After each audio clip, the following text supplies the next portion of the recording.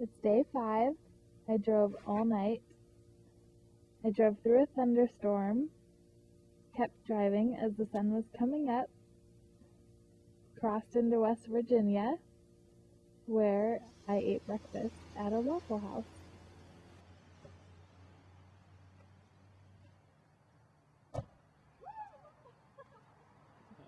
And I'm really tired.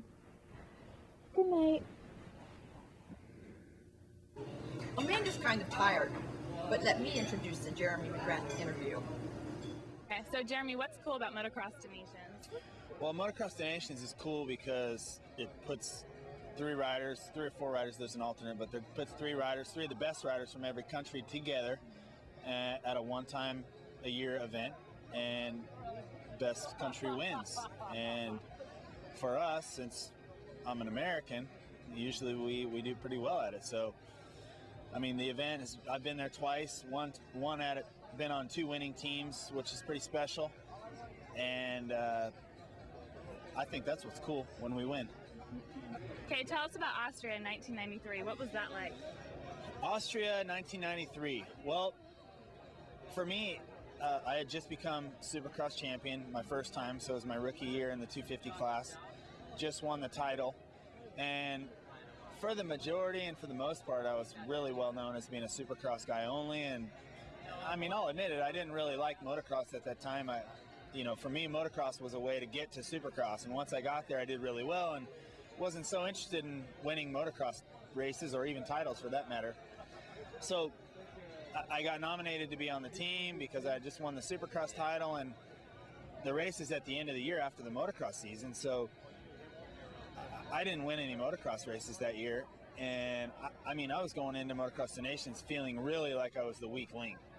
And it turns out that I was, but I had one good moto. I think I got a 4th in one moto that really saved us because you throw one moto out. It was a year that I wasn't very confident going in and didn't have the greatest results, but we pulled it off. So it was a great year, but personally, I didn't have the greatest race in my life. It just worked out that we won. The craziest part about 1993 Motocross to Nations for me was, I think the American team had went into this with 12 or 13 events winning in a row. So I was pretty much like crapping my pants thinking that I was going to be the guy that was going to lose it for America. And it's an important thing. I mean, it's honorable, and everyone puts a lot of pressure on you to be the man and come home with the trophy. And we ended up winning, but for me going into that race, I was really scared because we had this really big winning streak, and I'm thankful that we pulled it off, because I think the next year the team lost. I wasn't part of that, which was a great thing for me. And so we pulled it off. That was the main thing, but I wasn't feeling that confident about it. It's a lot of pressure. Yeah, for sure. And when I got there, I wasn't that happy with the track. Obviously, I was known as a Supercross guy. There wasn't a ton of jumps and a lot of off cameras, typical European style track, which I wasn't really any good at. So it was one of those things that I think I got lucky. It was better to be lucky than good that day, and I got lucky. What's your favorite memory of Motocross to Nations?